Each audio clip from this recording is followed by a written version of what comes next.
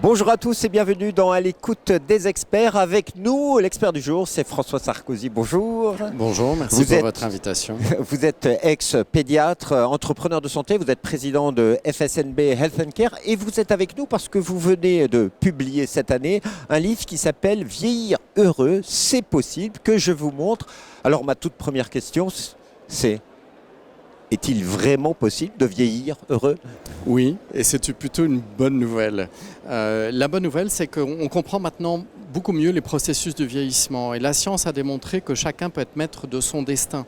Finalement, quand j'ai commencé à m'intéresser au vieillissement, on pensait que l'état de santé d'un individu sain dépendait de 20% pour ses gènes, de 20% de l'environnement, 20% de l'accès aux soins et 40% comportement et facteurs de risque. Et bien maintenant, on dit que c'est jusqu'à 80%, c'est-à-dire que nous sommes maîtres de notre destin, mais il faut s'y mettre. Il faut s'y mettre, il y a des clés que vous décrivez tout au long du livre. Est-ce que vous pourriez nous en donner une Alors, il n'y en a pas une seule, il y en a plusieurs.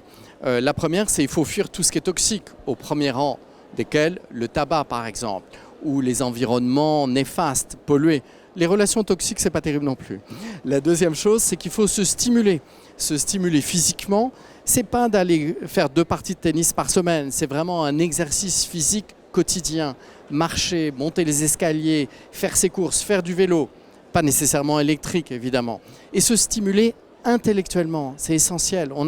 La science a montré que lorsqu'on est curieux, qu'on a des interactions sociales réussies, on vit plus longtemps et mieux. Troisième chose, si vous me permettez, qui est essentielle, c'est bien évidemment s'entretenir avec une bonne alimentation. Ça, tout le monde en parle, mais il ne faut pas s'intéresser qu'au quoi, c'est-à-dire que faut-il manger ou ne pas manger, il faut aussi s'intéresser au quand. Et c'est ce que j'essaie de développer dans mon livre. Alors, si ça vous intéresse, je vous le rappelle, c'est édité aux éditions Le Duc.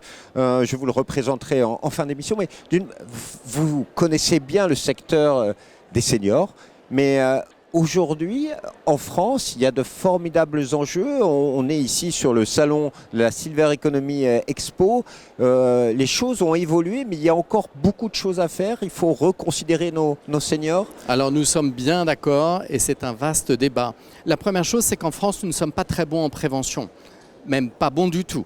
Alors le ministre a l'air de vouloir s'y mettre avec les rendez-vous de la prévention. C'est une bonne chose. Nous ne sommes pas bons non plus pour l'accueil de nos seniors. On a vu tout ce qui s'est passé et on ne lutte pas assez sur la prévention de la perte d'autonomie. Nous ne sommes pas condamnés à perdre notre autonomie, c'est ce que je disais tout à l'heure, on peut être maître de son destin. Le dernier point qui me semble essentiel, notre société n'est plus bienveillante avec les seniors, même si j'aime pas tellement le mot senior. Je pense qu'il y a une discrimination contre les vieux et on n'y prête pas assez attention. Donc oui, il faut changer la façon d'accueillir dans notre société les personnes d'un certain âge, il faut être bienveillant, y compris dans les villes. Regardez ce qui se passe dans notre belle ville de Paris. Quand on supprime des bancs publics, vous et moi, ça nous est égal, mais les personnes âgées qui vont faire leurs courses, elles ont besoin de pouvoir s'arrêter sur un banc public pour aller acheter leur pain. Quand on voit qu'on a des vélos électriques qui prennent les rues à contresens, les personnes âgées ou porteurs de handicap n'osent plus traverser. J'aspire à une société plus bienveillante. Mais ça est transformer la société. C'est-à-dire qu'aujourd'hui, quelque part, c'est au pouvoir public, d'une manière générale, je sais pas, il faut relancer un grand débat sur le regard que l'on porte sur les seniors et tous les services qui sont apportés. Alors, il y a une loi Bien vieillir qui est en train de passer au Parlement. C'est déjà une bonne chose. Ça va dans la bonne direction. La deuxième chose, c'est qu'il y a des entreprises privées. On le voit aujourd'hui, qui développent l'aide à domicile. On sait que le fait de rester à domicile est plébiscité par 85% des Français quand ils le peuvent. Encore faut-il qu'on modifie l'habitat. Et enfin, le point que vous venez d'évoquer, je souscris à 100%, il faut qu'on réinvente la bienveillance vis-à-vis des personnes âgées. Après tout, c'est à eux, grâce à eux que nous sommes dans un monde libre, dans un monde solidaire. Ils ont beaucoup à nous apporter.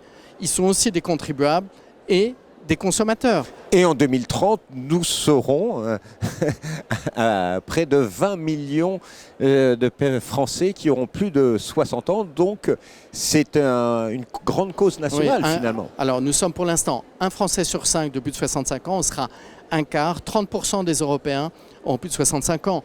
Donc, nous allons dans le mur en klaxonnant. Il serait temps de réagir. Oui, c'est un enjeu économique majeur et un enjeu avant tout humain, évidemment. Un enjeu humain, mais on peut bien sûr vieillir heureux.